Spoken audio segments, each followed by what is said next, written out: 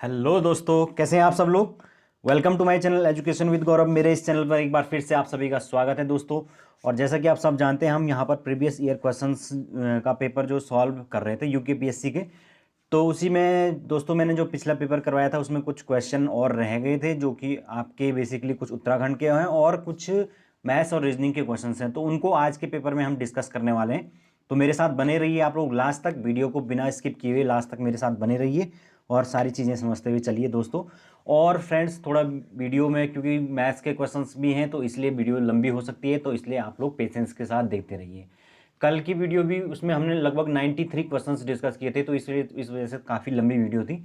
तो फ्रेंड्स, आप सब जानते हैं यार, वीडियो लंबी हो जाती है जब हम एक्सप्लेनेशन के साथ चलते हैं। कुछ लोग मुझे कमेंट करके कह रहे हैं कि सर छोटी वीडियो बनाइए, हमें दिक्कत होती है ये वो। तो भाई तुम्हें देखने में दिक्कत होती है तो तुम्हारी प्रॉब्लम है। अब 15 मिनट की वीडियो के अंदर तो मैं सारा कुछ एक्सप्लेन नहीं कर सकता हूँ। और अगर आपको ऐसी कोई वीडियो देखनी तो आप किसी और चैनल पर चले जाइए जो कि इस प्रकार की वीडियो बनाते होंगे, 15 मिनट की वीडियो बनाते होंगे और उसमें लिखते होंगे ऊपर से कि ये वीडियो देख लीजिए और इससे आपका 150 में से 150 क्वेश्चन आके निकल जाएंगे। तो ये इस तरीके का वीडियो मेरे पास नहीं है दोस्तों, सॉरी।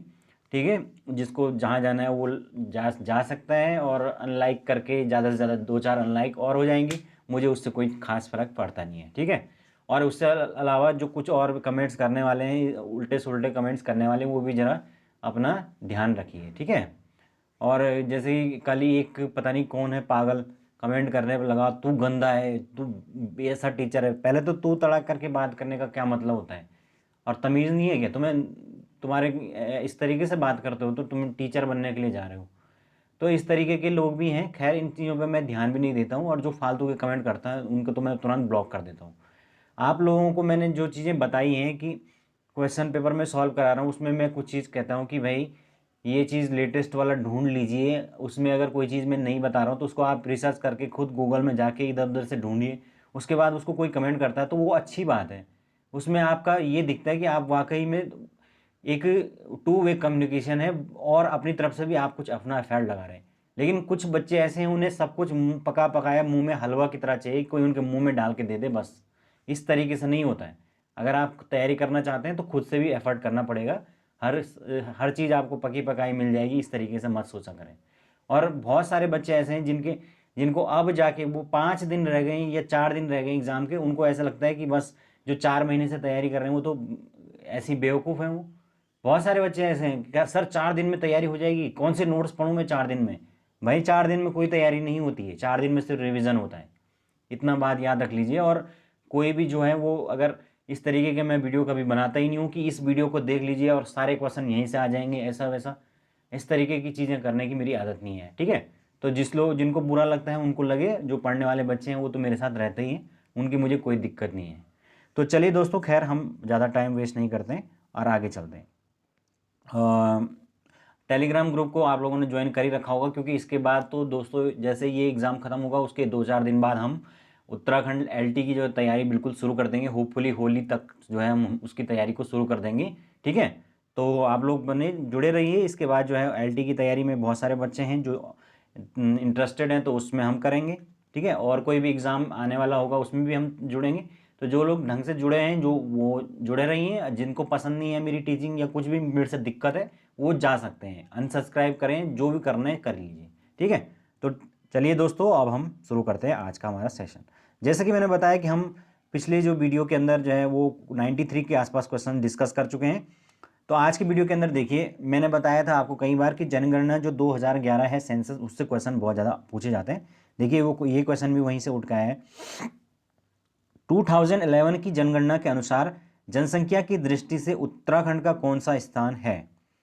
तो यहाँ पर देखिए 20वां स्थान जो है वो जनसंख्या की दृष्टि से था उत्तराखंड का। ठीक है। देश की कुल जनसंख्या का मात्र 0.84% हमारी पॉपुलेशन है, और ये 2011 के सेंसस के हिसाब से, याद रखना। ओके, चलिए आगे चलते हैं। अगला क्वेश्चन देखिए, क्वेश्चन नंबर 95। यहाँ पर देखिए कथन है, फर्स्ट, उत्तराखंड के पर्वतीय जिलों में लिंगानुपात मैदानी जिलों की तुलना में अधिक है। और दूसरा कथन है हमारे पास, पर्वतीय जिलों से पुरुष रोजगार की तलाश में पलायन करते हैं। तो बताइए क्या हो सकता है इसमें। ए और बी दोनों सही ही हैं, दोनों ही गलत है। ए सही है किंतु बी गलत है, या डी ए गलत है किंतु बी सही है। तो यहाँ पर देखिए जो राइट आंसर होगा दोस्तों वो ऑप्शन फर्स्ट हो जाएगा, क्योंकि दोनों ही स्टेटमेंट बिल्कुल करेक्ट है। लिंगानुपात हमारे पर्वतीय जिलों में थोड़ा ज़्यादा है, और यहाँ पर जो रोजगार के लिए आप जानते हैं कि कितना ज़्यादा पलायन उत्तराखंड के अंदर है। ओके, चलिए आगे चलते हैं। अगला देखिए क्वेश्चन नंबर 96 देखिए, राज्यों के पुनर्गठन अधिनियम 1956 का आधार क्या था। तो यानी कि जो स्टेट्स हैं उनका जो पुनर्गठन हुआ वो आप जानते हैं कि 1953 में आयोग बना था, अली फजल आयोग। तो उसी के उसमें जो है वो फाइनली जो है आपका राज्यों का पुनर्गठन हुआ। तो वो किस आधार पर हुआ था वो हमें बताना है। तो यहाँ पर देखिए राज्यों के आकार के आधार पर, प्राकृतिक संसाधन, भाषा या नदी जल विवाद। तो यहाँ पर जो दोस्तों राइट आंसर है वो है भाषा। ठीक है, तो भाषा के आधार पर जो है वो पहला जो राज्य बना था वो है आपका आंध्र प्रदेश, ये याद रखना। तो भाषा के आधार पर बनने वाला पहला राज्य आंध्र प्रदेश है, और इसमें जो आयोग बनाया गया था वो था फजल अली आयोग, ये भी याद रखना। ओके, चलिए आगे चलते हैं। अगला देखिए नेक्स्ट है, टिहरी रियासत का प्रथम राजा कौन था। तो फ्रेंड्स टिहरी रियासत का जो प्रथम जो राजा है वो कौन था, ये हमने पहले भी डिस्कस कर लिया है। सुदर्शन शाह यहाँ पर राइट आंसर हो जाएगा, जिन्होंने टिहरी में फाइनली जो है राजधानी को ईस्ट इंडिया कंपनी से मदद ली थी, और उसके बाद फाइनली आधा हिस्सा ईस्ट इंडिया कंपनी को चला गया, जो बचा हुआ हिस्सा था उसमें उन्होंने टिहरी जो है वो अपनी राजधानी ट्रांसफ़र की। ठीक है, चलते हैं आगे। अगला क्वेश्चन देखिए, कुमाऊं यूनिवर्सिटी नैनीताल में स्थापित कब हुई थी, यानी कुमाऊं यूनिवर्सिटी यानी कुमाऊं विश्वविद्यालय की स्थापना कब हुई थी। तो 75, 78, 73 या 71। तो फ्रेंड्स यहाँ पर जो राइट आंसर है वो है 1973 के अंदर ये आपकी कुमाऊं यूनिवर्सिटी बनी थी। ओके, अगला देखिए नेक्स्ट दोस्तों, यहाँ पर देखिए वर्ष 2016 में उत्तराखंड में राष्ट्रपति शासन संविधान के किस अनुच्छेद के अंतर्गत लगाया गया था। तो जो राष्ट्रपति शासन होता है, प्रेसिडेंट रूल होता है, वो सब जानते हैं आप कि वो उत्तराखंड क्या वो कहीं भी राष्ट्रपति शासन लगे तो वो उसका एक ही अनुच्छेद है। वो कौन सा अनुच्छेद है, आर्टिकल 356। राइट आंसर यहाँ पे ऑप्शन सी हो जाएगा, याद रखना। और ये किस आधार पर लगाया जाता है, यदि राज्यपाल बता दे कि जो राज्य है उसमें जो संवैधानिक तंत्र है वो क्या हो चुका है, विफल हो चुका है। अब यहाँ पर ये विवादित एक वो मतलब विवादित हो जाता है कई बार, क्योंकि पहले में जब कांग्रेस की सरकारें हुआ करती थी ज़्यादातर सेंटर में उन्हीं की पावर थी, तो तब वो ये काम करते थे। ठीक है, फिर बीजेपी आई तो उन्होंने ये काम करना शुरू कर दिया। वो इस तरीके से चुनी हुई जो सरकारें हैं उनको बर्खास्त करने का एक तरीका हथियार हो जाता है, जिसका गलत तरीके से इस्तेमाल होता है। क्योंकि संवैधानिक तंत्र की विफलता किस प्रकार से मानी जाएगी ये कुछ तय नहीं है, मतलब कि राज्यपाल के विवेक पर आधारित है, और उसमें भले अब राज्यपाल को लिखित में वो चीज़ देनी होती है, लेकिन फिर भी वो राज्यपाल के विवेकाधीन होता है वो चीज़। तो इसलिए थोड़ा इसमें ये हम ये कह सकते हैं कि ये एक कंट्रोवर्शियल चीज़ है। ओके, तो आर्टिकल 356 के अंदर होता है, और बाकी 352 में आप जानते हैं क्या होता है, राष्ट्रीय आपातकाल। तो जो नेशनल इमरजेंसी है वो 352 में। ओके, चलते हैं आगे। ब्रेड या डबल रोटी में प्रयुक्त होने वाले हानिकारक रसायन का नाम बताइए। तो यहाँ पर देखिए इथाइल ब्रोमेट है, पोटेशियम ब्रोमेट है, कैल्शियम कार्बोनेट है, या मिथाइल क्लोराइड है। तो बताइए राइट आंसर क्या होगा।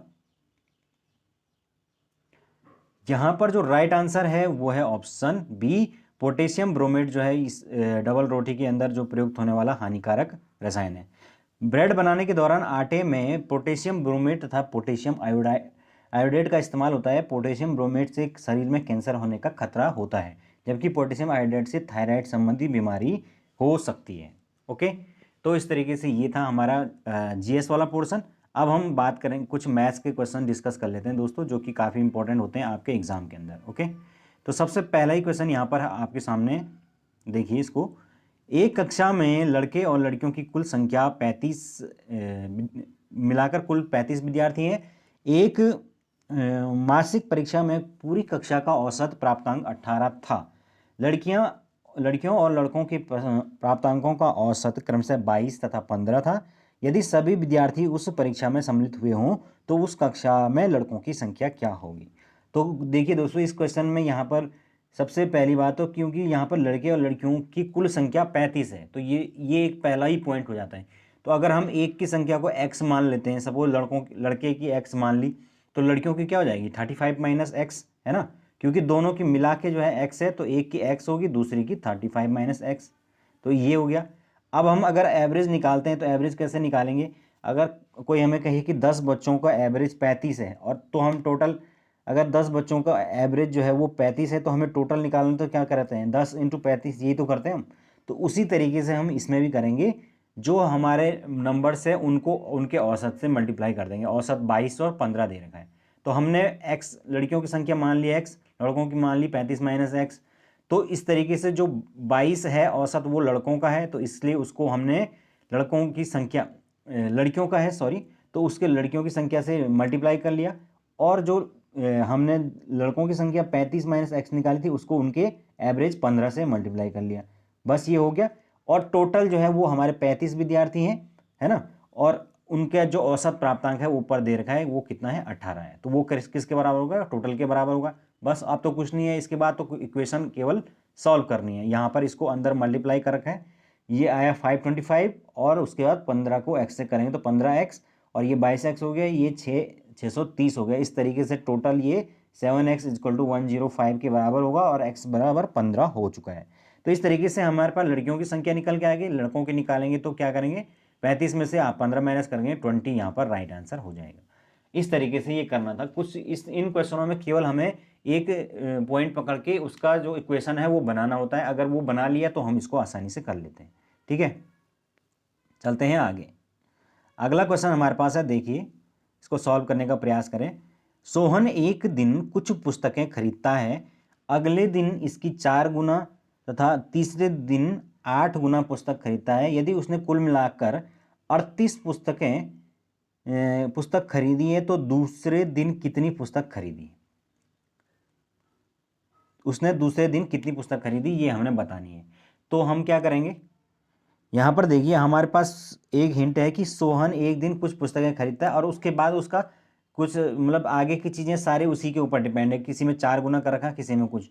तो सबसे पहले हम क्या करेंगे, जो सोहन है उसने मान लेंगे कि उसने x पुस्तकें खरीदी हैं, तो इसके अगले दिन उसने 4 गुना खरीदी तो 4x हो जाएगी, और उसके अगले दिन फिर उसने 8 खरीदी, तो इसका मतलब x जो है पहले x पुस्तक x तो वो है, और 4 गुना उसने अगले दिन खरीदी, और x जो है फिर उसके पुस्तकें जो है और खरीदी तीसरे दिन, और टोटल उसने 38 खरीदी। तो इस तरीके से इक्वेशन बना देंगे, ये हमारे पास इक्वेशन निकल के आ जाएगी।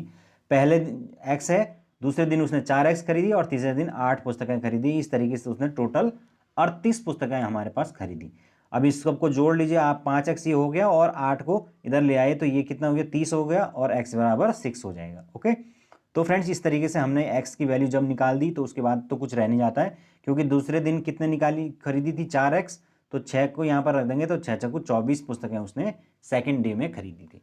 इस तरीके से ये हमें क्वेश्चन करना था। क्वेश्चन को केवल ये समझना जरूरी है कि उसमें क्या पूछा गया है, उसके अनुसार सॉल्व फटाफट करना होता है। ओके, चलिए आगे चलते हैं। नेक्स्ट देखिए, नैनीताल से देहरादून जाने के लिए 5 बसें उपलब्ध हैं, और इतनी ही बसें देहरादून से नैनीताल के लिए हैं। यदि एक आदमी उस बस से नैनीताल वापस नहीं आना चाहता है जिससे वह देहरादून गया था, तो नैनीताल और देहरादून के बीच कितने तरीकों से आने जाने की यात्रा की जा सकती है।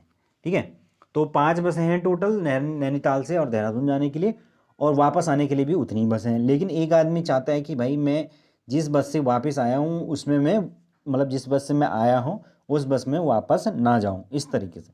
तो इसके मतलब उसके पास बसें तो 5 हैं, ये तो आप समझ गए कि बसें उसके पास 5 हैं, लेकिन तरीके उसके पास सिर्फ 4 ही रह गए, क्योंकि एक बार में जो जिसमें वो गया है उसमें वो वापस नहीं आना चाहता है। तो इसका मतलब क्या होगा कि कुल तरीके कितने हो जाएंगे, 5 बसों में 4 तरीके से वो आ सकता है, टोटल 20 तरीके से वो यात्रा कर सकता है। तो ये राइट आंसर इसका 20 हो जाएगा।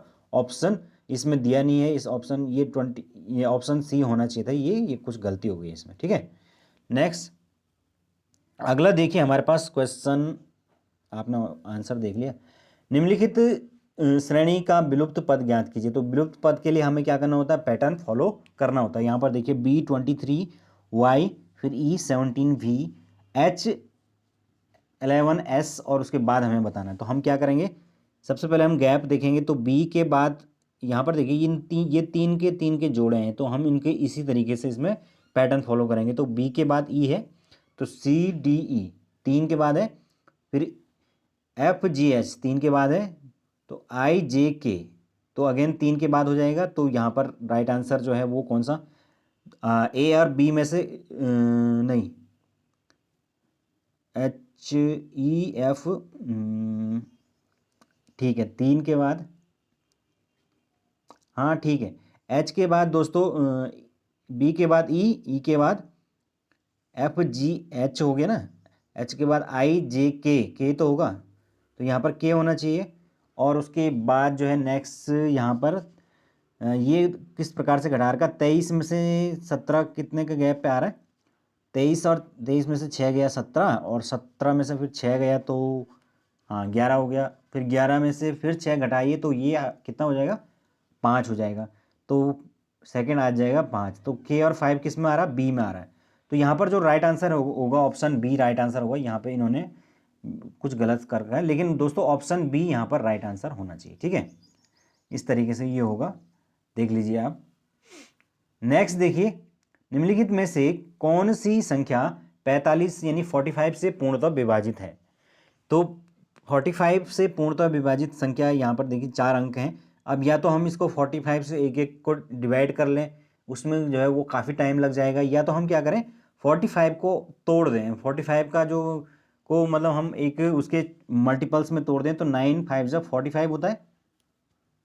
इस तरीके से हम इन दोनों से चेक कर लें, अगर डिविजल है तो वही जो है राइट आंसर हो जाएगा।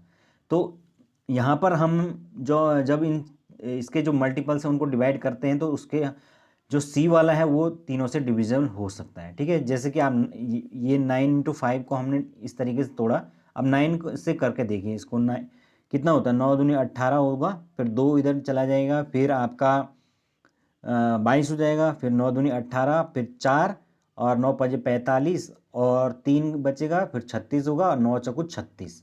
तो इस तरीके से फ्रेंड्स पूरी पूरी पार जो है वो इससे डिवाइड हो रहा है, और 5 से तो हो ही रहा है। तो हमारे पास एकमात्र यही वाला ऑप्शन है जो दोनों से हो रहा है, इसीलिए पूर्णतः विभाजित दी हो गया। ओके, तो ये इस तरीके से इसको सॉल्व कर रखा है। अगला देखिए क्वेश्चन नंबर 106। क्वेश्चन नंबर 106 में कह रहा कि 15 भुजाओं वाले एक नियमित बहुभुज के आंतरिक कोणों का योग है, मतलब एक बहुभुज है और उसके आंतरिक कोणों का योग हमें बताना है। तो फ्रेंड इसके लिए एक फॉर्मूला याद रखना पड़ता है, वो है आपका बहुभुजों का जितना भी योग होता है, कोई भी त्रिभुज आंतरिक कोणों वाले कोई बहुभुज दे रखा, तो उसका फॉर्मूला होता है 180 x - 2, ठीक है। जहाँ पर जो x होता है ये आपका नंबर ऑफ, मतलब कितनी भुजाएं हैं, नंबर ऑफ साइड्स कह सकते हैं उसको।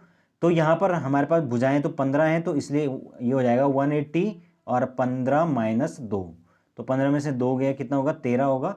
तो 180 × 13, इस तरीके से जब इसको मल्टीप्लाई करेंगे तो 2340 के आसपास आ जाएगा। तो फ्रेंड्स यहाँ पर आपका ऑप्शन फर्स्ट राइट आंसर हो जाएगा।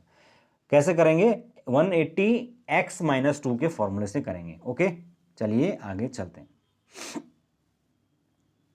नेक्स्ट है अगला क्वेश्चन, देखिए अगला क्वेश्चन वेरी इंपॉर्टेंट है, गाड़ी वाला। 135 मीटर लंबी रेलगाड़ी 49 किलोमीटर प्रति घंटे की चाल से चल रही है, और एक आदमी जो कि 5 किलोमीटर प्रति घंटे की चाल से रेलगाड़ी की विपरीत दिशा में चल रहा है, को रेलगाड़ी को पार करने में कितना समय लगेगा। अब यहाँ पर देखिए दोस्तों, जो रेलगाड़ी है वो चल रही है 49 से, और आदमी जो है उसकी विपरीत दिशा में चल रहा है। तो जब विपरीत दिशा में दोनों चीज़ें चल रही हैं, तो उनकी जो सापेक्ष चाल हो जाएगी वो कितनी हो जाएगी, वो जुड़ती है आपस में। जब वो एक यहाँ से आ रहा है, एक यहाँ से आ रहा है विपरीत दिशा से, तो इस स्थिति में दोनों की चाल आपस में ऐड हो जाती हैं, ये आपको पता होगा।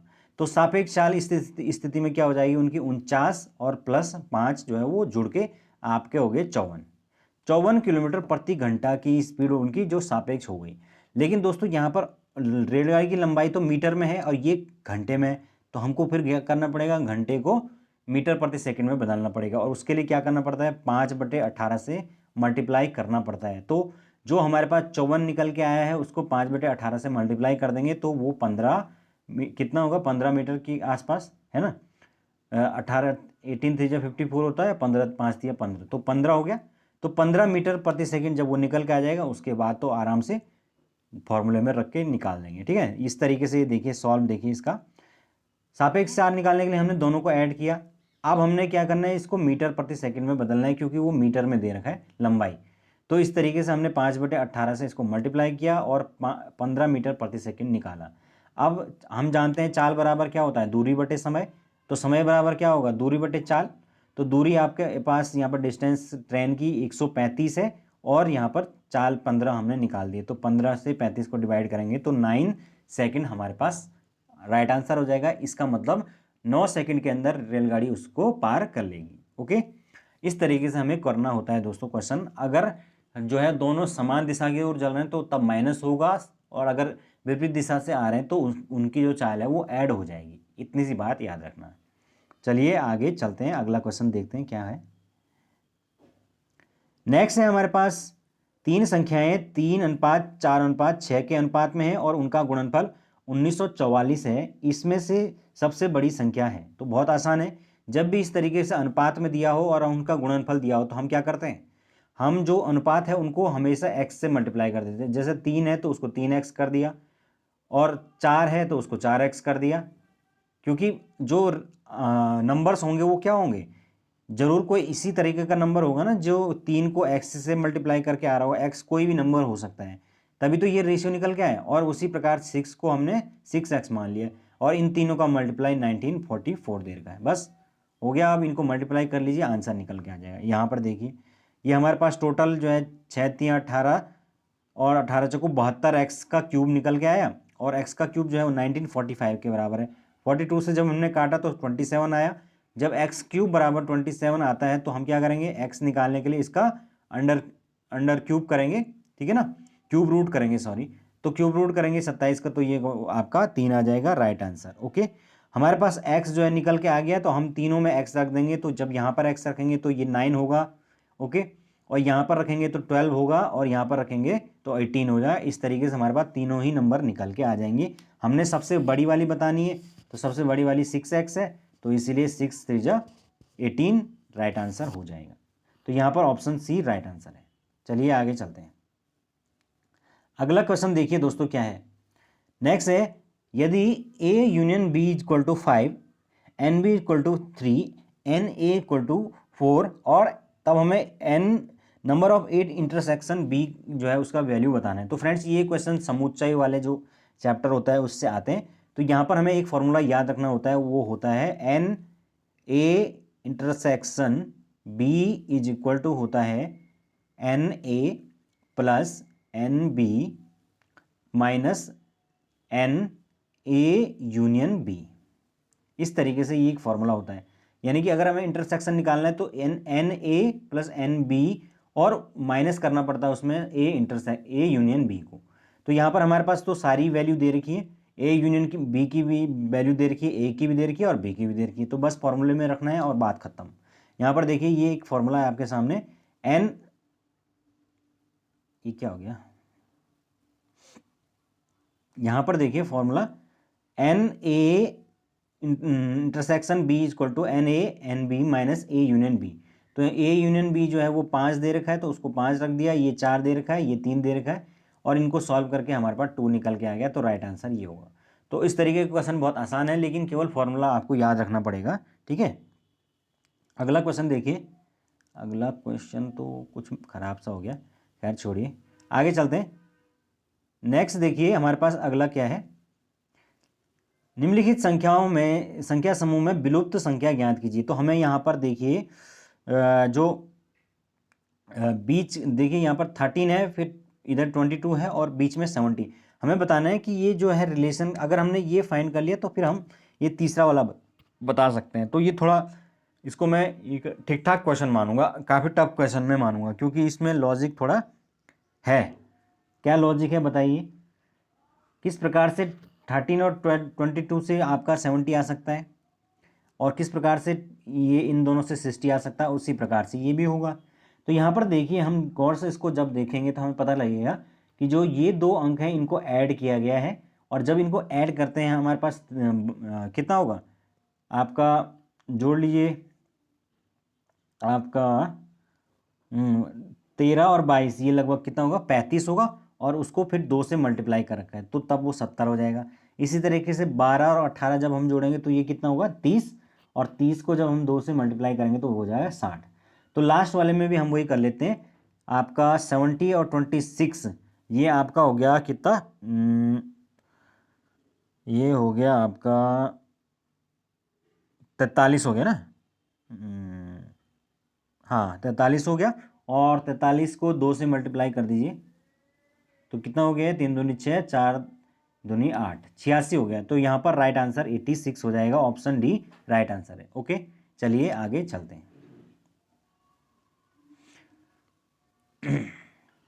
यहाँ पर देखिए अगला क्वेश्चन वर्बल रीजनिंग से है। निम्नलिखित प्रश्नों में के एक के अलावा एक तरीके से समान है उस युग्म को चुनिए जो अन्य से भिन्न है। तो यहाँ पर एक युग्म ऐसा है जो कि भिन्न है। यहाँ पर देखिए किस प्रकार के 4 युग्म है। बाबर का है मुगल, कनिष्क, कुषाण, महावीर जैन धर्म, और मौर्य चंद्रगुप्त। तो यहाँ पर देखिए क्या हो सकता है, क्या पैटर्न हो सकता है जो अलग है, एक एक जो है वो अलग होगा।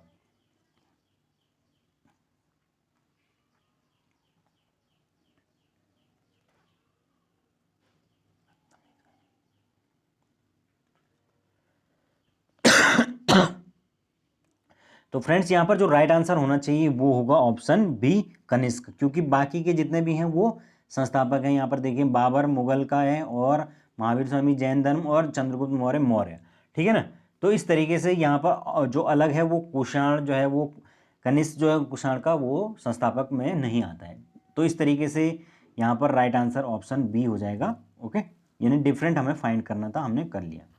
अगला देखिए, कुल 4 लड़कों और 4 लड़कियों में से 3 लड़कों और 2 लड़कियों के समूह को कितने तरीकों से संगठन किया जा सकता है।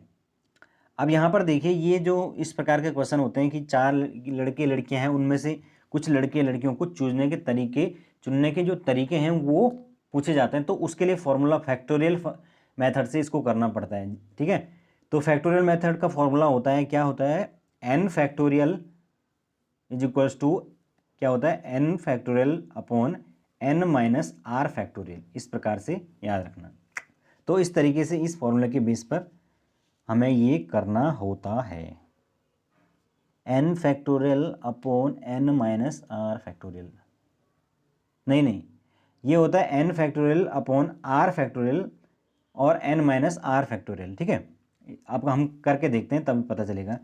यहाँ पर देखिए हमारे पास जो टोटल तरीके हैं वो 4 लड़के और 4 लड़कियों में 3 लड़के और 2 लड़कियों के समूह हमें फाइंड करने। तो 4 लड़कों में 3 लड़कों का हम समूह फाइंड करेंगे तो 4C3 लिखेंगे, और 4 लड़कियों से 2 लड़कियों के समूह को हम क्या करेंगे 4C2 लिखेंगे, क्योंकि 4 में से 2 लड़कियों के समूह बनाने हैं, उनको मल्टीप्लाई कर देंगे। अब इसको सॉल्व करने के लिए फॉर्मूला लगाना पड़ेगा फैक्टोरियल का। ऊपर देखिए यहाँ पर 4C3 को 4 लिखा हुआ है और 4C2 को 2 लिखा हुआ है। तो कैसे लिखा हुआ है, यहाँ पर जो 4 ऊपर आएगा 4 फैक्टोरियल हो गया, और नीचे आएगा यहाँ पर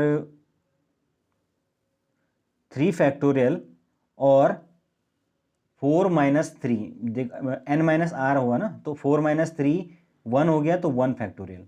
फैक्टोरियल कैसे तोड़ते हैं, जैसे अगर 6 को बड़ा हो जाएगा, अगर 3 फैक्टोरियल है तो इसका मतलब होता है कि उसको 3 इंटू 2 इंटू 1 इस प्रकार से लिख सकते हैं। तो उसी के बेस पर अगर हमारे पास ऊपर 4 फैक्टोरियल दिया हुआ है, नीचे 3 फैक्टोरियल हमारे पास है, क्योंकि 4C3 है, और 4 माइनस 3 1 हो गया। तो अगेन ऊपर वाले को जब हम तोड़ेंगे तो 4 इंटू 3 फैक्टोरियल में तोड़ेंगे, 3 फैक्टोरियल से 3 फैक्टोरियल कट जाएगा तो ऊपर 4 बचेगा, तो इसीलिए ये 4 हो गया। उसी प्रकार से हम 4C2 वाला अगर सॉल्व करेंगे तो ऊपर 4 फैक्टोरियल हो गया, नीचे जो है वो 2 फैक्टोरियल इस प्रकार से लिखते हैं, हो गया, और 4 में से 2 गया तो 2। अगेन जब हम ऊपर वाले को तोड़ेंगे तो 4 इंटू 3 फैक्टोरियल इंटू 2 करेंगे 2 फैक्टोरियल, 2 से 2 कट जाएगा और 2 2 जा 4 और 3 2 जा 6, तो इस तरीके से ये 6 निकल के आ गया। तो हमारे पास जो है टोटल 4 इंटू 6 यानी कि 24 तरीक़ों से हम इस लड़के और लड़कियों का संगठन बना सकते हैं। तो फ्रेंड्स ये जो मैथ्स वाले हैं वही इसको कर पाएंगे, बाकी नॉन मैथ्स वाला तो पता नहीं समझ में भी आएगा कि नहीं आएगा। ठीक है, चलिए आगे चलते हैं। नेक्स्ट है आपके पास अगला क्वेश्चन टाइम एंड वर्क से है। 4 दरी बुनने वाले 4 दिन में 4 दरी बुनते हैं और उसी गति से 8 दरी बुनने वाले 8 दिनों में कितनी दरी बुनेंगे। तो ये क्वेश्चन आपका वही वाला है, टाइम एंड वर्क वाला। तो इसमें आपको एक बार फॉर्मूला भी मैंने दोबारा से याद करा लेता हूँ। फॉर्मूला है M1 D1 into T1 upon W1 is equal to होता है M2 into D2 into T2 upon W2, यही होता है। अब यहाँ पर M1 क्या है, जितने आदमी लगे हैं तो 4 हैं आदमी, दिन कितने हैं 4 हैं, और दरी कितनी बुनती हैं 4, तो वर्क भी 4 है। दूसरे वाले में जो है 8 जो हैं वो दरी बुनने वाले हैं और दिन उनके 8 हैं, हमें वर्क W2 बताना है, तो हम उसको फॉर्मूले में रख लेंगे। ठीक है, इस तरीके से, चाहे इसको आप उल्टा लिखिए उल्टा लिखिए एक ही बात है। तो फ्रेंड्स इस तरीके से आपने इसको फॉर्मूले में रखा और हमारे पास केवल W2 नहीं है, तो W2 यहाँ पर है, तो हम W2 यहाँ पर ऐसे W2 आएगा, बाकी तो हमारे पास सारे हैं। पहले वाले में हमारे पास चार लोग हैं और वो 4 दिन में जो है वो 4 दरी बनाते हैं, तो काम 4 हुआ। उसी प्रकार दूसरा 8 है, तो 8 दिन में वो W2 सपोज काम करते हैं। तो इस प्रकार से ये हमारे पास निकल के आया और हम इसको क्रॉस मल्टीप्लाई कर लेंगे, तो क्रॉस मल्टीप्लाई करने पर कट जाएगा। कैसे कटेगा, ये आप काट दीजिए, 4 चौको 16 और 16 से 64 4 बार कट गया, फिर 4 से यहाँ मल्टीप्लाई हो जाएगा, तो 4 चौको 16। इस तरीके से हमारे पास निकल के आ गया x इक्वल टू 16। ये क्वेश्चन जो है दोस्तों हर बार आएगा और ये इस तरीके से आ सकता है या उस प्रकार से आ सकता है कि 4 लोग जो हैं वो 4 लोग 5 घंटे में जो है इतने इतने इतने खुदाई करते हैं। फिर दूसरी उसमें आएगा कि वो इतने घंटे में 5 लोग और 6 घंटे में कितनी खुदाई करेंगे। इस तरीके से ये टाइम एंड वर्क के क्वेश्चन बदल के आएंगे, लेकिन फॉर्मूला हमेशा यही वाला लगाना है। ठीक है, अगला देखिए, इससे ज़्यादा टफ क्वेश्चन तो इसमें नहीं पूछा जाएगा। नेक्स्ट क्वेश्चन है, ये क्वेश्चन मैंने पिछले टेस्ट के अंदर भी करवाया था, आपने अगर देखा होगा। यदि सफ़ेद को नीला, नीला को लाल, लाल को पीला, पीले को हरा, हरे को काला, काले को बैंगनी, बैंगनी को नारंगी कहा जाता है, तो मानव खून का रंग क्या होगा। तो इन क्वेश्चन में मैंने बताया था आपको कि केवल ये बेवकूफ़ बनाने वाले क्वेश्चन है। इसमें सिर्फ और सिर्फ जो है वो हमें ये देखना होता है कि लास्ट में क्या पूछा गया है। तो लास्ट में मानव खून का रंग पूछा गया है जो कि लाल होता है। अब हमें केवल ये देखना होता है कि जो लाल है उसको क्या कहते हैं। तो यहाँ पर लाल को पीला कहते हैं, बस बात खत्म, राइट आंसर हो जाएगा पीला। उसके अलावा बाकी चीज़ें देखने की ज़रूरत नहीं है। ठीक है, चलिए आगे चलते हैं। नेक्स्ट है, एक सज्जन की ओर इशारा करते हुए शालिनी ने कहा कि वह इनके इकलौते भाई मेरे बेटे के पिता हैं। तो इशारा करते हुए शालिनी कह रही कि मेरे बेटे के पिता, मेरे बेटे मतलब शालिनी के जो बेटा है, ठीक है, उसका पिता उसका पति होगा और उसके पति का पिता, तो उसके पति का पिता जो है उसका ससुर होगा। तो वो सज्जन शालिनी से कैसे संबंधित है, तो वो ससुर है। ससुर तो इसमें कोई दिया नहीं है, इसलिए इनमें से कोई भी राइट आंसर नहीं होगा। ठीक है, चलिए आगे चलते हैं। अगला देखिए, एक साल सोमवार से शुरू होता है और मंगलवार को खत्म होता है। इस साल 16 जनवरी से लेकर 15 मार्च तक कितने दिन होंगे। तो गिन लीजिए, आसान क्वेश्चन है, इतना मुश्किल तो है नहीं। यहाँ पर देखिए, जो 16 मार्च से लेकर और 31 मार्च तक कितने दिन हुए, 15 दिन तो ये हो गए। और उसके बाद फरवरी जो है वो जाती है 28 को, और उसके बाद जो है वो आपके 15 मार्च तक हो गए 15 दिन। तो इस तरीके से कितना हो गया, 15 15 30 और 20 50 और 8 58, तो 58 यहाँ पर राइट आंसर होगा, जो कि गलत है। ओके, क्यों गलत है, क्योंकि हमने पहला वाला स्टेटमेंट देखा ही नहीं कि एक साल जो है वो सोमवार से शुरू होता है और मंगलवार को ख़त्म होता है। इसका मतलब वो लीप वर्ष है, और लीप वर्ष में तो फरवरी 29 को जाती है ना। तो इस तरीके से फ्रेंड्स एक दिन बढ़ जाएगा और राइट आंसर 59 हो जाएगा। ठीक है, तो ये हमारा यहाँ पर क्वेश्चन के अंदर थोड़ा एक घुमावदार क्वेश्चन था ये। ठीक है, घुमावदार तो भी नहीं था लेकिन आसानी था। चलिए आगे चलते हैं। 3 वर्ष पूर्व दो भाइयों की आयु में 2 वर्ष का अंतर था। उनकी वर्तमान की आयु का योग 10 योग वर्ष में दोगुना होगा। बड़े भाई की वर्तमान आयु क्या है? तो कुछ नहीं करना है, आयु वाले में हमें वर्तमान आयु को निकालना है और उसको प्रेजेंट जितना बैक ले जाने के लिए बोल रखा है। और याद रखना है कि जो आयु का अंतर होता है वो हमेशा समान होता है। तो अगर दो भाइयों की आयु दे रखी तो एक की x मान लो, दूसरे की y मान लो। और वो कह रहा है कि दोनों भाई के अंतर में 2 वर्ष का अंतर था। तो पहली इक्वेशन तो यही बन गई, x माइनस वाई 2 के बराबर हो गया। और दूसरी हमने माननी है कब? जब उनकी वर्तमान आयु का योग 10 वर्ष के बाद, क्योंकि 10 वर्ष में बोल रखा है तो 10 वर्ष के बाद जो है वो x की भी x 10 जुड़ जाएगा, y की आयु में भी जो है वो 10 जुड़ेगा, y प्लस 10 हो जाएगा। ओके। और वो कह रहा है कि वो 10 वर्ष में 2 गुना हो जाएगा, यानी कि जो 2 गुना हो जाएगा कब का? प्रेजेंट में क्या है दोनों की? x plus y. तो दूसरा इक्वेशन ये हमारे पास निकल के आ गया। पहला इक्वेशन तो आय का अंतर ये था 2 था निकला। दूसरा जो है 10 वर्ष के बाद दोनों की हमने 10-10 वर्ष ऐड कर ली और वो प्रेजेंट की दुगनी हो गई। तो प्रेजेंट में x प्लस वाई थी और उसकी दोगुनी होगी।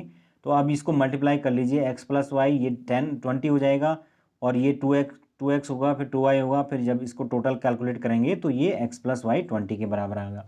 अब एक इक्वेशन हमारे पास ये आ गया, एक ये आ गया। दोनों को सॉल्व करेंगे कैसे? यहाँ पर जो है y कैंसिल हो गया तो 2x बराबर कितना हो गया? 22। तो x बराबर 11 हो गया। तो यहाँ पर राइट आंसर 11 निकल के आ गया फ्रेंड्स। बड़े भाई की वर्तमान आय, अगर छोटे भाई की बोलेगा तो उसको निकाल लेंगे आप आसानी से किसी इस x माइनस वाई के फॉर्मूले से, जो कि 9 होगी। ओके, चलिए आगे। अगला देखिए, एक साइकिल सवार पूर्व की ओर 20 किलोमीटर जाता है और फिर उत्तर की ओर मुड़ता है और 20 किलोमीटर जाता है, फिर बाईं ओर मुड़ता है 20 किलोमीटर जाता है, तो आरंभिक बिंदु से कितना दूर है? तो दोस्तों ये इस प्रकार के क्वेश्चंस आपने जो है वो करने ही करने हैं एग्जाम के अंदर, इसको छोड़ना नहीं है। ओके, चाहे आप साइंस वाले हैं नॉन साइंस वाले, क्योंकि बहुत आसान क्वेश्चन होते हैं, कुछ भी नहीं है। यहाँ पर केवल एक बिंदु पकड़ना है, उसमें वो कह रहा है कि 20 किलोमीटर आगे पूर्व जाता है, फिर 20 किलोमीटर उत्तर जाता है और फिर बाएं मुड़ जाता है। तो बाएं मुड़ा के 20 किलोमीटर और चला दो, तो यहाँ पर जाने पर क्या बचेगा? यही वाली डिस्टेंस बचेगी। तो जितनी ये होगी उतनी ये भी होगी, तो ये 20 है तो ये भी 20 होगी। इस तरीके से ये केवल एक हल्का सा ग्राफ बना के आप इसको सही कर देंगे। इसमें ज़्यादा टाइम भी नहीं लगेगा। नॉन साइंस वाले हैं आप तो भी आप इस क्वेश्चन को आसानी से कर सकते हैं। ठीक है, तो कोशिश ज़रूर करना और इस ऐसे प्रकार के जो दिशा वाले क्वेश्चन हैं इनको गलत मत करना, इसमें फ्री के नंबर हैं। चलिए आगे चलते हैं। अगला देखिए, निम्नलिखित में से कौन अधिकतम है? तो यहाँ पर देखिए अंडर रूट 0.1 है, फिर 3 है वहाँ पर रूट में 0.1 के, फिर 4 है 0.1 के रूट में, फिर 5 है 0.1 के रूट में। तो ये क्वेश्चन थोड़ा टफ तो है, टफ तो नहीं है लेकिन थोड़ा जो आर्ट्स वाले हैं उनके लिए टफ हो सकता है। फ्रेंड्स ये बात याद रखना कि अंडर रूट में अगर कोई चीज़ है तो उसका मतलब होता है कि वो उसकी पावर हाफ है। ओके, अगर मतलब 2 अंडर रूट 2 है तो इसका मतलब 2 की पावर हाफ होता है। तो यहाँ पर 0.1 होगा उसका मतलब होता है 0.1 की पावर हाफ। इस प्रकार जो पावर है 3 है तो इसका मतलब 0.1 की पावर 1/3। तो उसी प्रकार से 0.1 में पावर में 4 है तो इसका मतलब 1/4 और 1/5। तो जैसे जैसे पावर बढ़ेगी तो और जो है वो वैल्यू कम होती जाएगी। तो सबसे बड़ी वैल्यू कौन सी? 1/2 वाली ही होगी। तो 1/2 में किस में थी? फर्स्ट वाले में। तो इसलिए राइट आंसर ये हो जाएगा ऑप्शन फर्स्ट। ओके, चलिए यहाँ पर देख लीजिए, एक्सप्लेनेशन देख लीजिए। ये 1/2 हो गए, 1/3, 1/4, 1/5। तो सबसे बड़ा जो है 1/2 वाला ही होगा, इसीलिए ऑप्शन फर्स्ट राइट आंसर है। अगला देखिए, 2 की पावर 41 को 7 से भाग देने पर क्या शेषफल होगा? तो यहाँ पर देखिए 2 की पावर जो है 41 जो है बहुत बड़ा नंबर होगा और उसको हम अगर कैलकुलेट करेंगे तो वो पॉसिबल नहीं है कि हम उसको 2 की पावर 41 को कैलकुलेट करें फिर उसको 7 से डिवाइड करें। तो ये तो पॉसिबल ही नहीं है। तो इसके लिए जो है दोस्तों एक बात याद रखनी होती है कि जो n है अगर वो एक विषम संख्या है, n का मतलब जो नंबर दे रखा है, अगर वो एक विषम संख्या है तो इसका मतलब यहाँ पर एक चीज़ याद रखनी है कि जो x की पावर n+1 होता है वो x+1 से पूरी तरीके से डिवाइड होता है। यही बात याद रखनी है। और अगर वो एक सम संख्या है तो x की पावर n-1 जो है वो x-1 से पूरी तरीके से डिवाइड होता है। तो इस तरीके से हम जो ऊपर वाला है 2 की पावर 4 1 उसको तोड़ लेंगे। तोड़ना पड़ेगा उसको कैसे, इस प्रकार से तोड़ना पड़ेगा कि वो 7 की टर्म्स में बन जाए। अब उसको कैसे तोड़ेंगे देख लीजिए। यहाँ पर जो 2 की पावर 4 1 है उसको क्या लिख सकते हैं, 39 और 2 में तोड़ देंगे, वापस जो है पावर जुड़ेगी तो 41 ही होगा। फिर वापस जो है इस 39 को 3 अंदर जो है अंदर लेके और 3 और 39 में तोड़ेंगे, क्योंकि 13 3 जा 39 ही होता है। और फाइनली जो है इस 2 की पावर 3 यानी कि 7 कितना 8 सॉरी 2 दूनी 4 दूनी 8 होगा ना ये अंदर का, तो इसको 7 + 1 की पावर 13 और इंटू 2 की पावर 2 में तोड़ा और नीचे 7 है। अब ये जो है ये इससे पूरी तरीके से जब हम इसको अलग अलग ले जाएंगे दोनों के अपॉन में, तो दोनों ये पूरी तरीके से डिवाइड हो जाएंगे। तो इस तरीके से ये कट के जो है 1 हो जाएगा और बचेगा केवल 2 की पावर 2 जो कि 4 के बराबर हो जाएगा। इस तरीके से ये इसको सॉल्व करना था। ठीक है, चलिए आगे चलते हैं। नेक्स्ट है, किसी भाषा में मद्रास को NSBED कोड लिखा जाता है, उसी भाषा में बॉम्बे को क्या कोड दिया जाएगा। तो यहाँ पर देखिए क्या क्या पैटर्न है, M फिर उसके बाद N, A के बाद B, D E, R S, A B और S T। इस तरीके से +1 का जो है गैप है, तो इसमें भी हम +1 कर देंगे, B के बाद C हो जाएगा, तो C जो है वो इन दोनों में है तो इन दोनों में से कोई होगा। फिर उसके बाद यहाँ पर PNCB ये सारे समान है, केवल लास्ट वाला अलग दिख रहा है, B इसमें दिख रहा है, इसमें Y दिख रहा है, तो हम Y के बाद क्या आ सकता है, Z आएगा, तो यही वाला हो सकता है, तो ऑप्शन बी राइट आंसर हो जाएगा। ठीक है, चलिए आगे चलते हैं। अगला देखिए, यदि 5 @ 6 = 61 यानी कि 5 और 6 के बीच में कुछ हो रहा है और वो 61 बन रहा है, फिर ऐसी 8 और 10 के बीच में जब कुछ हो रहा है तो वो 164 बन रहा है। और इस प्रकार से हमें बताना है कि 7 और 9 के बीच में ऐसे क्या हो जाए, सेम लॉजिक मतलब हमें बताना जो इन दोनों में अप्लाई हो रहा होगा। तो देखिए इसमें क्या हो सकता है, तो क्या होगा इसमें 5 छके 30 और 3 दूनी 60 और एक 61, तो ये यानी कि इंटू करके 1 हो रहा है। लेकिन सेकंड वाले में देखते हैं 10 × 8 = 80 और 80 और दूनी 160 और उसमें 4 हो रहा है, तो ये तो कोई लॉजिक नहीं है, ये तो कुछ गड़बड़ हो रहा है। फर्स्ट वाले में हम कुछ और देखते हैं, 5 का अगर हम स्क्वायर कर दें तो ये हो जाएगा 25 और 6 का हो जाएगा स्क्वायर, कितना होगा 36। तो अगर हम इनको ऐड कर लें तो कितना होगा, ये 6 और 5 11 और 3 और 2 5 और 1 6, तो ये सही हो रहा है दोस्तों, दोनों का स्क्वायर करके ऐड हो रहा है। इसमें देखिए 8 का स्क्वायर 64 और 10 का आपका 100, तो 164 हो रहा है, तो इसमें वही कर लीजिए 49 और 9 में 81, तो कितना होगा ये 81 और 49 जोड़ के आप कितना होगा, ये हो जाएगा आपका 130। Okay, right answer 130 option c. तो फ्रेंड्स इस तरीके से ये स्क्वायर करके ऐड का जो है इसमें पैटर्न फॉलो हो रहा था। इस प्रकार के क्वेश्चंस भी आपने करने अटेम्प्ट, ओके, काफ़ी इंपॉर्टेंट क्वेश्चन होते हैं। नेक्स्ट देखिए, अब इसमें श्रृंखला में आपको बताना है कि नेक्स्ट पद क्या होगा। पहला है 80, फिर 10, फिर 70, फिर 15, फिर 60, फिर नेक्स्ट हमें पता नहीं है। हम देख सकते हैं कि यहाँ पर जो पहला और दूसरे टर्म्स हैं वो आपस में बहुत ज़्यादा उनमें वेरिएशन है, पहला बहुत बड़ा है, फिर दूसरा बहुत छोटा है, फिर तीसरा बहुत बड़ा है, चौथा फिर बहुत छोटा है। तो इस प्रकार के क्वेश्चंस के अंदर एक चीज़ हमें ध्यान होती है कि अल्टरनेटिव रिलेशन हमें देखना होता है।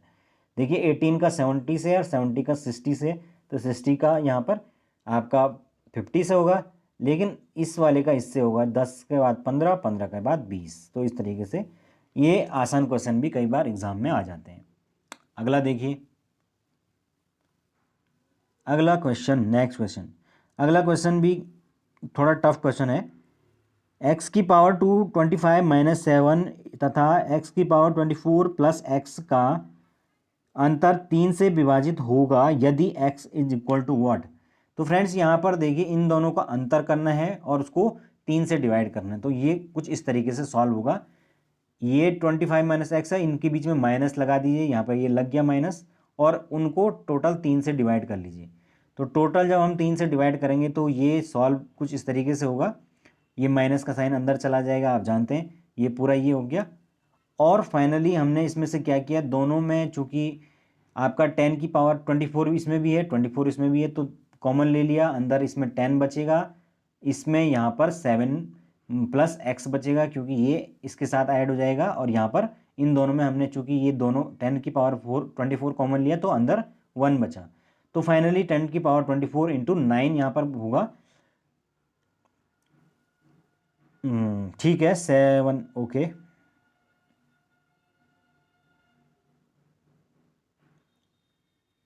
ठीक है, अपॉन 3, अलग अलग टर्म्स यहाँ पर 10 माइनस जो 1 है फ्रेंड्स, 10 माइनस 1 9 हो गया, तो 10 की पावर 24 इंटू 9 अपॉन 3 पहला टर्म हो गया, दूसरा जो है वो 7 प्लस एक्स अपॉन 3, ये अलग अलग हो गया है ना। तो इस तरीके से ये दोनों अलग अलग हमने 3 को दोनों के ही जो अपॉन में लेंगे। अब फाइनली जो है अगर हमें यहाँ पर निकालना है कि ये इससे पूरी तरीके से डिवाइड हो जाए, तो हमें क्या करना पड़ेगा, यहाँ पर कुछ इस प्रकार का अंक रखना पड़ेगा ऑप्शन में से देख के, ताकि ये वाला इसको माइनस कर दे। तो कैसे रखेंगे हम इसमें, जब हम इसमें 2 रखेंगे तो तब ये 9 होगा, और तब ये 9 3 से कटेगा, और तब फाइनली जो है आप कह सकते हैं कि ये जो 3 है ये इससे डिवाइड कर लेगा। ठीक है, तो इस प्रकार हमें ऑप्शन देके इसमें टिक करना था कि जो 2 है वो यहाँ पर आएगा, और जब जाके ये पूरी तरीके से इसको डिवाइड कर पाएगा। ओके, चलिए आगे चलते हैं। नेक्स्ट है प्रथम 23 विषम संख्याओं का योग क्या होगा। तो पहली जो 23 विषम संख्याएं या सम संख्याएं उनका योग हमेशा एन स्क्वायर के बराबर होता है, याद रखना एन स्क्वायर के बराबर। तो यहाँ पर 23 विषम संख्याएं तो 23 एन हो गया, एन इक्वल टू यहाँ पर 23 हो गया, तो एन स्क्वायर कर लेंगे, 23 का स्क्वायर कर लीजिए। ठीक है, चलिए आगे चलते हैं। 23 का स्क्वायर 529 हो जाएगा, राइट आंसर हो गया। अगला देखिए, 1200 व्यक्तियों का एक समूह जिसमें कैप्टन व सिपाही हैं ट्रेन में यात्रा कर रहे हैं। प्रत्येक 15 सिपाहियों पर एक कैप्टन है, समूह में कैप्टन की संख्या होगी। तो फ्रेंड्स 1200 टोटल आपके पास व्यक्तियों का समूह है, और उसमें कैप्टन है और सिपाही हैं, ट्रेन में यात्रा कर रहे हैं, लेकिन 15 सिपाहियों पर एक कैप्टन है। तो इसका मतलब 15 तो सिपाही हो गए और उन पर एक कैप्टन हो गया, तो टोटल जो है वो 16 जो है वो मेंबर एक ग्रुप में। 1200 कुल व्यक्ति हैं, तो 1200 को टोटल हैं और 16 एक में है, तो डिवाइड कर लीजिए।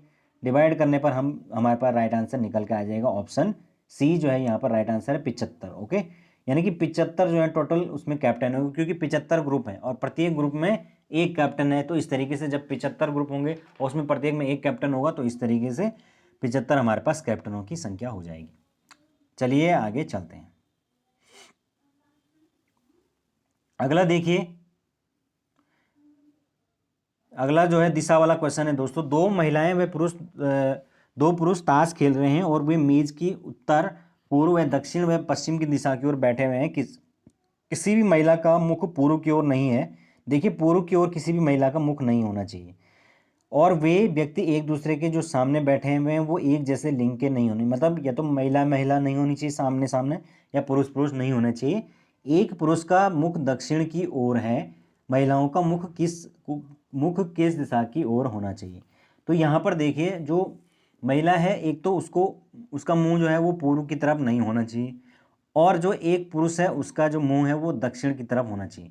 तो इसका मतलब पुरुष कहाँ, और आमने सामने भी हमने एक जैसी महिलाएं नहीं बिठानी है। तो क्या हो सकता है इसमें, यहाँ पर अगर हम एक पुरुष को बिठा दें, क्योंकि वो कह रहा है कि एक पुरुष का मुंह दक्षिण की ओर है, तो एक पुरुष जो है सपोज ये जो मैं तीर का निशान दिखा रहा हूँ, इसमें ये वाला जो है ये हिस्सा मुंह है और ये पीठ है।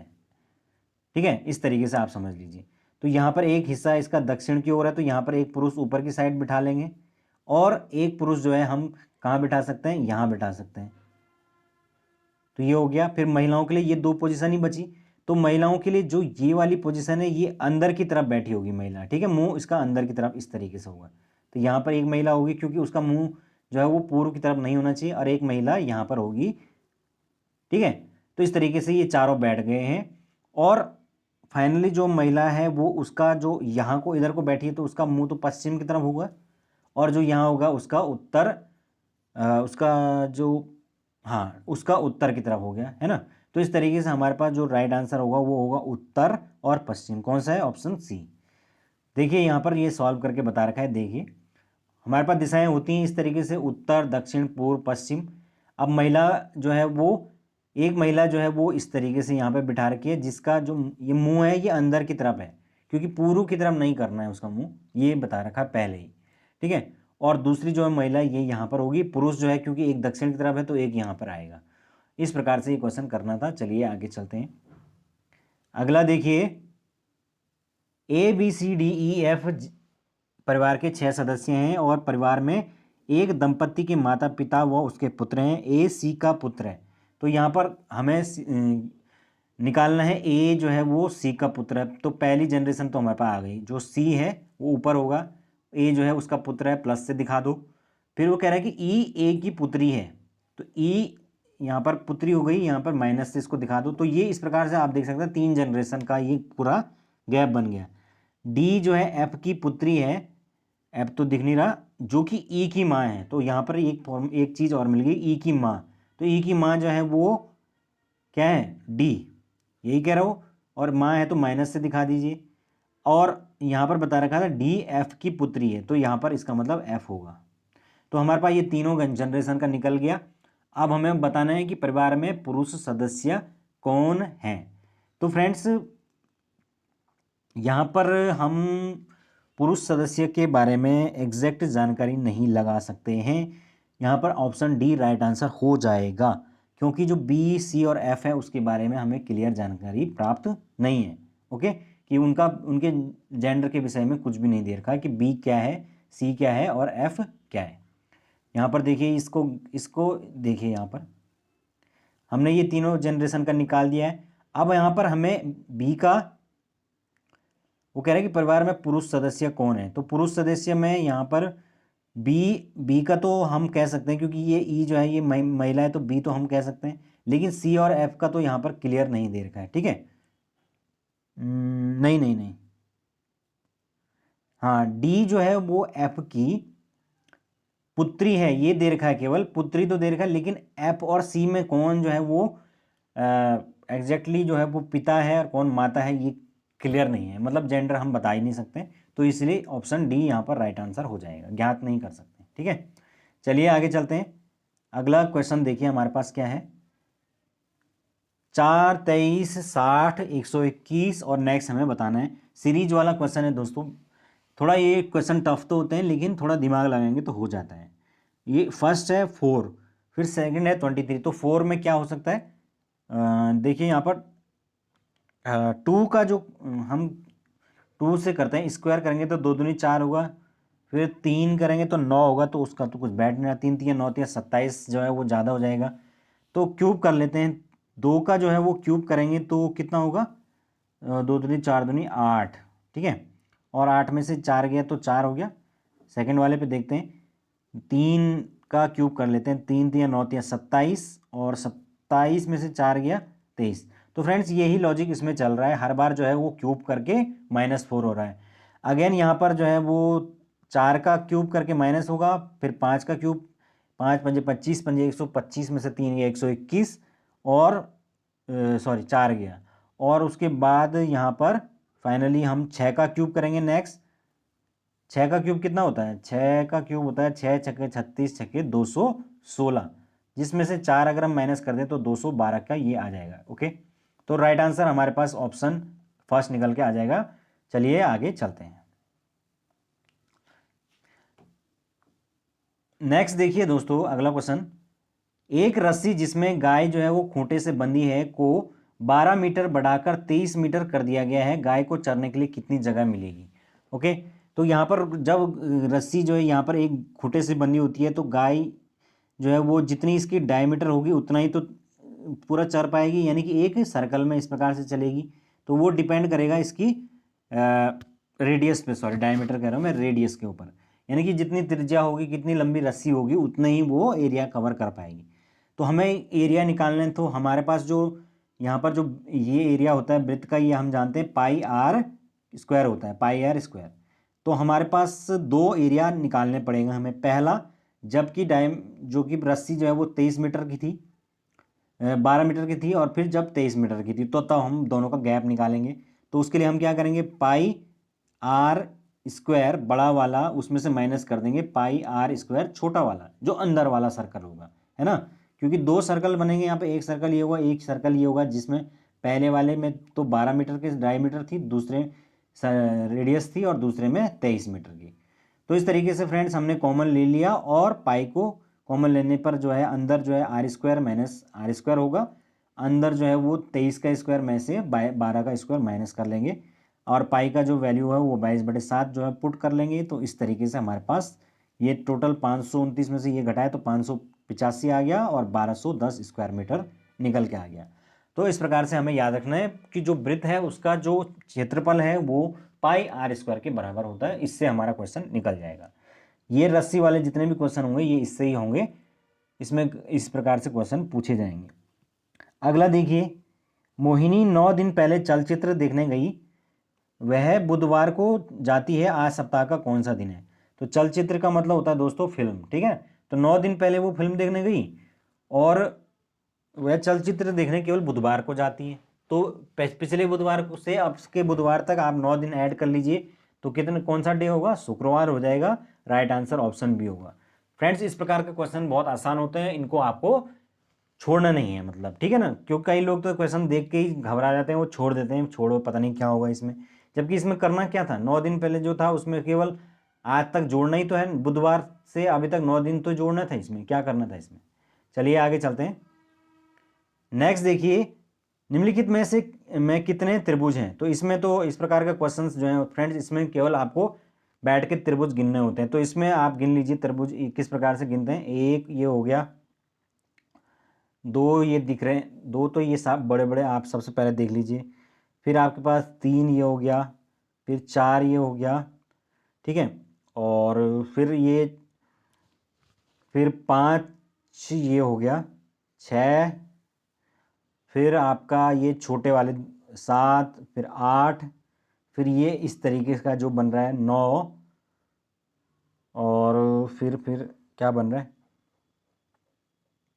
इस तरीके से। ये अंदर जो है वो इसमें आप गिनते रहिए, इसमें टोटल जो है वो 16 जो है त्रिभुज निकल के आ रहे हैं, ठीक है।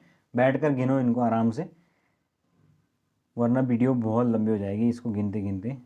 चलिए आगे चलते हैं। 1000 का 50% का 10% का 10% क्या होगा। तो ये क्वेश्चन कुछ नहीं है, 1000 लिखो, उसका 50%, जब भी परसेंट दिया होगा तो मैंने बताया था कि क्या करना है, 100 लिख देना है नीचे। तो 1000 का 50%, फिर उसका 10% तो 10 के नीचे 100 लिख दो, और फिर उसका 10% तो फिर 10 के नीचे 100 लिख दो। बस हो गया, बात खत्म। अब इसको सॉल्व कर लीजिए। कैसे करेंगे, इसको काट लीजिए, फिर इसको जितने भी जीरो आपको दिख रहे हैं इन सबको काट लीजिए, ठीक है। तो काट पीट के जो है आपके पास जो है टोटल आंसर कितना बचना चाहिए यहाँ पर। ये आपका 10 10, फिर ये 10 बचेगा, इससे ये कट गया, और यहाँ पे भी 100 था ना, तो 10 से ये 10 कट गया। नहीं नहीं नहीं, 10 तो यहाँ पर बचेगा, और ये हो गया 5 से 10 2 बार कट गया, और 2 से फिर ये 10 बचेगा था तो 5। इस तरीके से फ्रेंड्स यहाँ पर जो राइट आंसर होगा वो 5 होगा। टोटल इसको काट पीट के जो है वो 5 बच रहा है, तो ये राइट आंसर फर्स्ट हो जाएगा। कुछ नहीं करना था, 1000 का 50%, फिर उसका 10%, फिर 10%। ओके, तो इस प्रकार के क्वेश्चन भी आसान होते हैं, आपको छोड़ने नहीं है। ओके, चलिए आगे चलते हैं। अगला देखिए, गाय वाला क्वेश्चन फिर से आ गया। ये गाय पैरों की संख्या गिनने वाला, ये क्वेश्चन भी काफ़ी इंपॉर्टेंट होता है दोस्तों। बराबर संख्या में गायों और ग्वालों के समूहों में पैरों की संख्या सिरों की संख्या के 4 गुने से 28 कम थी, ग्वालों की संख्या क्या थी। ठीक है, तो यहाँ पर इन क्वेश्चन के अंदर हमें एक तो पता होना चाहिए कि जो भाई गाय होती है उनके 4 पैर होते हैं, और ग्वाले होते हैं उनके 2 ही पैर होते हैं। अब इसमें ये बोला गया है कि गायों की जो संख्या वो ग्वालों की संख्या के बराबर थी, तो हम अगर x मान लें अगर, तो वो दोनों के लिए होगा, गायों की संख्या और ग्वालों की संख्या दोनों x हो जाएगी। और हमें पता होता है कि जो है वो गायों की संख्या, वो गायों की 4 पैर होते हैं तो उनके जो है वो 4x के बराबर हो जाएगा, और जो ग्वाले होंगे उनके 2 ही पैर होंगे तो वो 2x हो गए। लेकिन वो कह रहे हैं कि इनके जो नंबर हैं वो उनके सिरों की संख्या के 4 गुना से 28 कम थी, तो सिरों की संख्या होगी 2x। ओके, क्योंकि हमने ये निकाल दिया ना 2x जो है वो सिरों की संख्या है, और उसका 4 गुना क्या करेंगे, 4 गुना 2x, उससे 28 कम, तो ये टोटल जो है इससे 28 कम, तो इस तरीके से ये निकल के आ गया। अब इसको बैठकर सॉल्व करना है, कुछ नहीं करना है, 4 और 2 6x ये हो गया, और ये 8x हो गया, 6x ये 8 ये इधर चला जाएगा तो 2x बचेगा जो कि 28 के बराबर होगा, तो x 14 के बराबर हो जाएगा। राइट आंसर निकल के आ गया। ठीक है, चलिए आगे चलते हैं। अगला देखिए, दो संख्याएं 3:5 के अनुपात में है, अगर 9 को उन संख्याओं में से घटा दिया जाए तो अनुपात 12:23 हो जाता है, तो संख्याएं ज्ञात कीजिए। तो कुछ नहीं करना है, 3:5 जो है इस प्रकार से हमें लिखना है। अब वो कह रहा है अगर 9 को उनमें से घटा दिया जाए, तो हम इसको मान लेते हैं कि वो संख्याएं 3x और 5x हैं।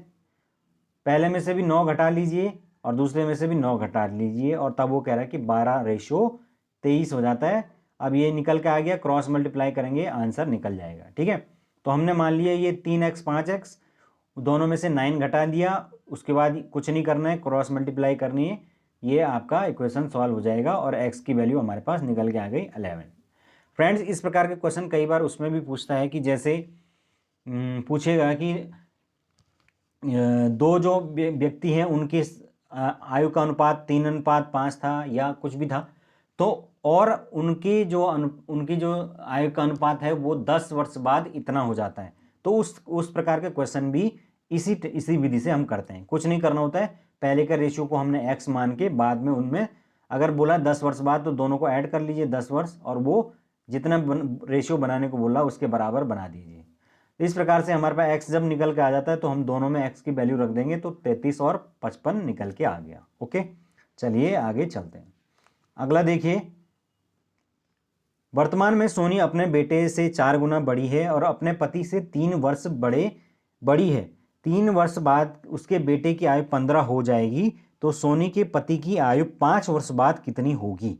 ठीक है, तो यहाँ पर सब कुछ डिपेंड करेगा सोनी के ऊपर, क्योंकि उसी से जो है वो आगे के क्वेश्चन में जो है चीज़ें बना रखी हैं। तो हम मान लेते हैं कि क्योंकि उसमें बोल रखा है सब कुछ कि उसकी वो अपने बेटे से 4 गुना बड़ी है, फिर पति से 3 वर्ष बड़ी है, तो हम सबसे पहले तो उसी की एज को मान लेंगे कि उसकी एज x है ना। और फिर बेटे की जो आय है वो, क्योंकि वो अपने बेटे से 4 गुना बड़ी है, तो बेटे की आय क्या हो जाएगी, x/4 हो जाएगी, क्योंकि वो 4 गुना बड़ी है। और उसके पति की आयु जो है वो 3 साल बड़ी है, तो इसका मतलब उसके पति की क्या हो जाएगी, x-3, जितनी उसकी है उसमें से 3 वर्ष घटा दीजिए। तीनों की आय हमारे पास पता चल गई।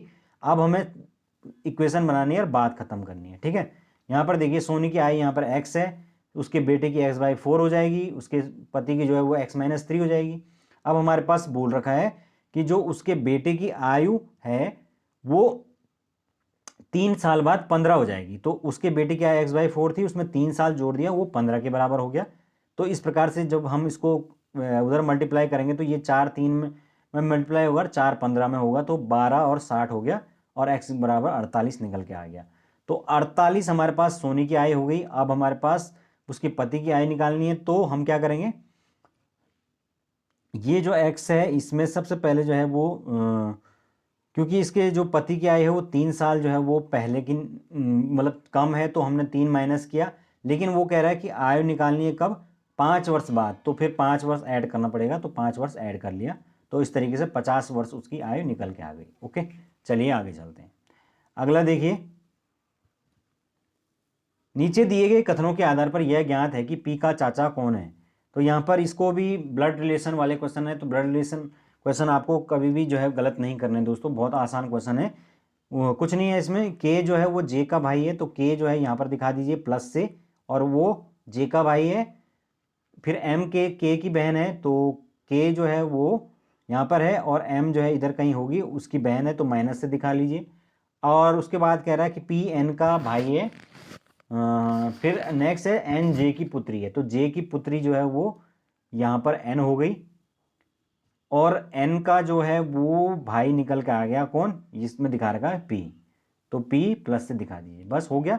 तो हमें बताना क्या था, पी का चाचा कौन है, तो ये पी है, तो इसका चाचा कौन हो गया, यहाँ पर के है, क्योंकि ये इसका पिताजी हो गए और ये इसका भाई हो गया, तो चाचा कौन हो गया, के। तो यहाँ पर राइट आंसर होगा के, ऑप्शन फर्स्ट राइट आंसर। ठीक है, चलिए आगे चलते हैं। अगला देखिए दोस्तों, निम्नलिखित श्रेणी में कौन सी गलत संख्या है। तो ये वाला जो क्वेश्चन है ये सीरीज में सबसे ज़्यादा टफ होता है, क्योंकि इसमें हमें एरर अगला नंबर नहीं बल्कि एरर बताना होता है। तो एरर ढूंढना, थोड़ा लॉजिक ढूंढना बहुत मुश्किल होता है, क्योंकि एक एक चीज़ का लॉजिक बताना होता है। खैर इसमें तो लॉजिक था, सिंपल ही, ज़्यादा मुश्किल नहीं था, कि जो प्रत्येक अंक है वो किसी न किसी चीज़ का मल्टीप्लाई है। जैसे 42 है तो वो 7 छक्के हो रहा है, 7 छक्के 42। इसी प्रकार से 110 कैसा आता है, 11 को 12 से मल्टीप्लाई करेंगे, 10 को 11 से करते हैं तो 110 आता है। इसी प्रकार से 11 को 12 से करते हैं तो 132 आता है। लेकिन जो सारे हैं उसमें 440 जो है वो दो क्रमागत संख्याओं के गुणनफल से नहीं आता है, तो इसीलिए ये अलग हो गया। राइट आंसर यही होगा। चलिए आगे चलते हैं। नेक्स्ट देखिए, नीचे दिए गए आदमियों में बी जो है वो, ये जो बी त्रिभुज है ये व्यापारी जो है ये हैं, और जो आर वाला ये आपका चतुर्भुज है ये आपके आदमी हैं, और एच जो है ईमानदार आदमियों को प्रदर्शित करता है। तो ये एच ईमानदार हो गए। हमें बताना है कि कौन सी संख्या धनी व्यापारियों की है। तो ये आदमी हो गए और ये धनी हो गए, तो इनके बीच में कॉमन क्या दिख रहा है आपको, ये वाला ऑप्शन दिख रहा है। तो इसमें क्या है, 2 है, तो यही कॉमन हो जाएगा, ऑप्शन सी राइट आंसर हो जाएगा। ठीक है, चलिए आगे चलते हैं। अगला देखिए, निम्नलिखित में कौन केंद्रीय प्रवृत्ति की माप में नहीं आता है। तो यहाँ पर है माध्य विचलन, समांतर माध्य, माध्यिका या बहुलक। तो जो माध्य विचलन है वो आपका केंद्रीय प्रवृत्ति की माप में नहीं आता है, ऑप्शन ए राइट आंसर है। अगला, किसी भी आंकड़ों के समूह या उनके माध्य से विचलन का बीजीय योग हमेशा होता है, तो ये होता है हमेशा 0। ठीक है। अगला देखिए, यदि किसी धन का साधारण ब्याज मूलधन का आधा हो तथा ब्याज दर वर्षों की संख्या की आधी हो, तो वर्षों की संख्या ज्ञात कीजिए। तो इसमें कुछ दे नहीं रखा है, लेकिन हमें सिर्फ साधारण ब्याज निकालना है। साधारण ब्याज क्या होता है, मूलधन गुणा दर गुणा समय बटे 100, यही होता है मूलधन गुणा दर गुणा समय बटे 100। ठीक है, तो ये इस फॉर्मूले से हमें निकालना है। तो हमें कुछ दे नहीं रखा है, लेकिन हम क्या मान लेते हैं कि मानना पड़ेगा, मूलधन को हमने पी मान लिया। अब वो कह रहे हैं कि साधारण जो ब्याज है वो मूलधन का आधा है, तो ब्याज जो है SI किसके बराबर हो गया, मूलधन P है तो उसके आधा, यानी कि P/2 के बराबर। और ब्याज दर वर्षों की संख्या की आधा है, तो वर्ष अगर मान लीजिए T साल के लिए है तो ब्याज दर क्या हो गया, T/2 हो गया। तो बस रख दो, सब फॉर्मूले में रख दो, आंसर निकल आएगा। यहाँ पर देखिए, मूलधन हमने P माना, सिंपल इंटरेस्ट उसका P/2 हो गया, क्योंकि आधा बताया है। समय हमने T माना, तो दर कह रहा है कि समय का आधा होगा, तो T/2। तो जो है वो सिंपल इंटरेस्ट क्या होता है, P × R × T बटे 100। तो P की जगह SI की जगह हम ये रख देंगे, P R की जगह हमने T की जगह T रखेंगे और R की जगह T/2 रख देंगे, अपॉन में 100 तो है ही। तो इस तरीके से हमारे पास ये 2 से 2 कट गया, और जो P है उससे P कट गया, T² बराबर 100 के आ गया। तो T जो है वो 10 वर्ष, यानी कि 10 सालों के लिए जो है वो फाइनली वो हमें बताना है, तो वर्षों की संख्या बतानी है, तो वो 10 साल होगा। ठीक है, चलिए आज का जो अंतिम क्वेश्चन है वो देख लेते हैं। यदि 5 पेंसिलों तथा 2 कॉपियों का मूल्य 225 रुपये है तथा 3 कॉपियों तथा 4 पेंसिलों का मूल्य 320 रुपये है, तो एक पेंसिल की कीमत क्या है बताइए। तो फ्रेंड्स यहाँ पर इक्वेशन बनानी है, 5 पेंसिल 5x हो गया, और 2 कॉपी 2y हो गया, वो 225 के बराबर है। और 3 कॉपी जो है वो 3x हो जाएगा, और इस प्रकार से 4 पेंसिल जो है 4y हो जाएगा, ये 320 के बराबर है। अब इन दोनों इक्वेशन को सॉल्व कर लीजिए। इक्वेशन सॉल्व करना सबको आता होगा। ठीक है, कैसे करते हैं, पहले ऊपर नीचे के दोनों इक्वेशंस को बराबर करते हैं, और उसके बाद जो है उनको काट पीट के x और y की वैल्यू निकाल लेते हैं। ठीक है, ये दो हमारे पास इक्वेशन आई है। अब इसको हमने बराबर करना है, तो जो चीज़ नीचे, जैसे इसको 4x और 5x को बराबर करना है, तो क्या करेंगे, 4 को ऊपर मल्टीप्लाई, 5 को नीचे, और तब इक्वेशन को सॉल्व करेंगे, तो x = 5 निकल के आ जाएगा। ठीक है, तो इस तरीके से दोस्तों ये था हमारा मैथ्स का टेस्ट। ठीक है, तो आई होप आप लोगों को थोड़ा बहुत इससे जो है आइडिया ज़रूर लगा होगा। अब ये मत सोचना कि सारे क्वेश्चन ऐसे ही आ जाएंगे, लेकिन कुछ हद तक जो है इसी तरीके के क्वेश्चन जो है आयोग पूछता है, तो थोड़ा बहुत आप इस प्रकार के क्वेश्चनों की प्रैक्टिस करके जाइए। ठीक है, तो thank you so much, have a good day, और आपका दिन शुभ हो।